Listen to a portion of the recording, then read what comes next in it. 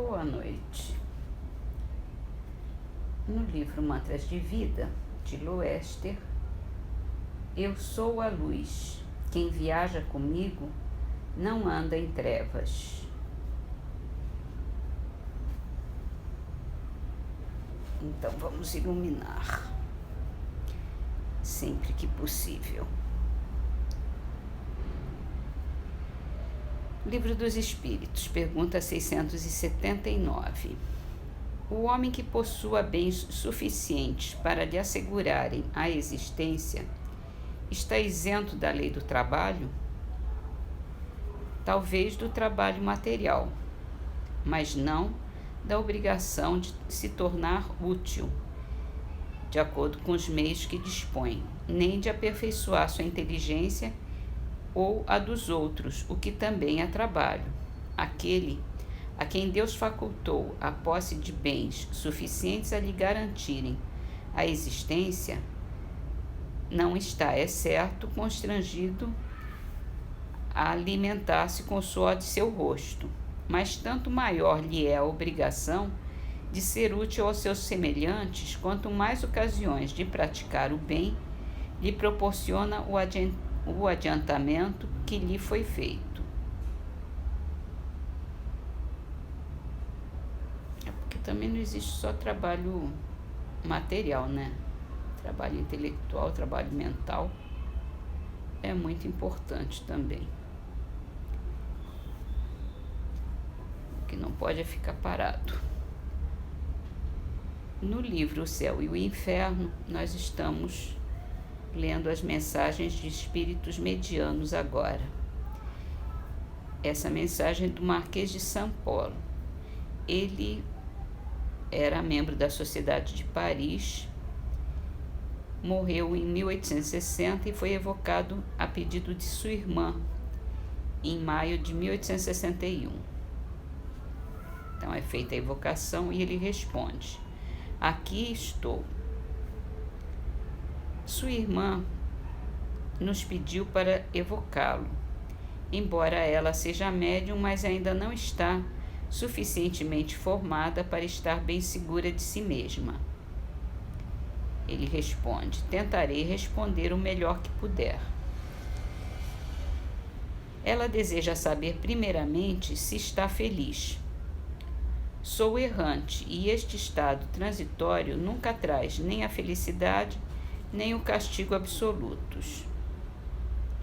É bom lembrar que errante é o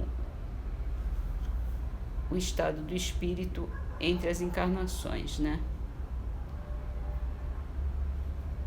Demoraste muito tempo para se reconhecer? Fiquei muito tempo no estado de perturbação e não saí dele a não ser para bendizer a piedade daqueles que não me esqueciam e oravam por mim. Quando se fala reconhecer, é reconhecer que morreu. Pode fazer uma apreciação da duração dessa perturbação? Ele responde: não. Quais de seus parentes primeiramente reconheceu? Reconheci minha mãe e meu pai, que ambos me receberam ao despertar. Eles me iniciaram na vida nova. Como explicar que no fim da sua doença parecia conversar com aqueles que havia amado na terra? Porque tive antes de morrer a revelação do mundo em que ia habitar. Eu era vidente antes de morrer, e meus olhos se velaram na passagem da separação definitiva do corpo, porque os laços carnais ainda eram muito vigorosos. Como explicar que suas lembranças de infância pareciam voltar preferencialmente? Porque o começo está mais próximo do objetivo do que o meio da vida. Como se explica isso? Quer dizer que os moribundos se lembram e veem, como numa miragem de consolação, os jovens e puros anos. Aí faz uma observação. Provavelmente é por um motivo providencial semelhante que os velhos, à medida que se aproximam do fim da vida, têm às vezes uma lembrança tão precisa dos mínimos detalhes de seus primeiros anos. Porque ao falar de seu corpo, falava sempre na terceira pessoa. Porque eu era vidente, como lhe disse, e sentia nitidamente as diferenças que existem entre o físico e o moral. Essas diferenças, ligadas entre si pelo fluido da vida, tornam-se muito nítidas aos olhos dos moribundos clarividentes. Uma outra observação diz: essa foi uma particularidade que a morte desse senhor apresentou. Em seus últimos momentos dizia sempre: ele tem sede, é preciso lhe dar de beber. Ele tem frio, é preciso aquecê-lo. Ele sofre em tal lugar, etc. E quando lhe diziam: mas não é você que tem sede, ele respondia: não, é ele. Aqui desenham-se perfeitamente as duas existências. O eu pensante está no espírito e não no corpo. O espírito, já desprendido em parte, considerava seu corpo como uma outra individualidade, que não era dele propriamente falando. Era, portanto, a seu corpo que era preciso dar de beber e não a ele, espírito. Este fenômeno se observa também em certos sonâmbulos.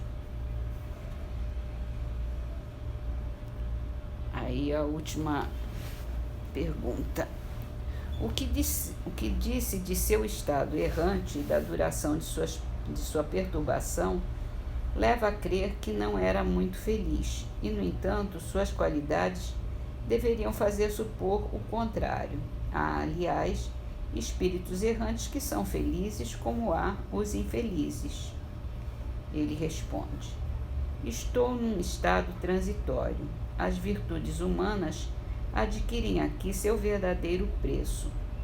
Sem dúvida, meu estado é 1000 vezes preferível ao da encarnação terrestre, mas sempre tive em mim as aspirações ao verdadeiro bem e ao verdadeiro belo, e minha alma não ficará saciada a não ser quando voar aos pés do seu Criador.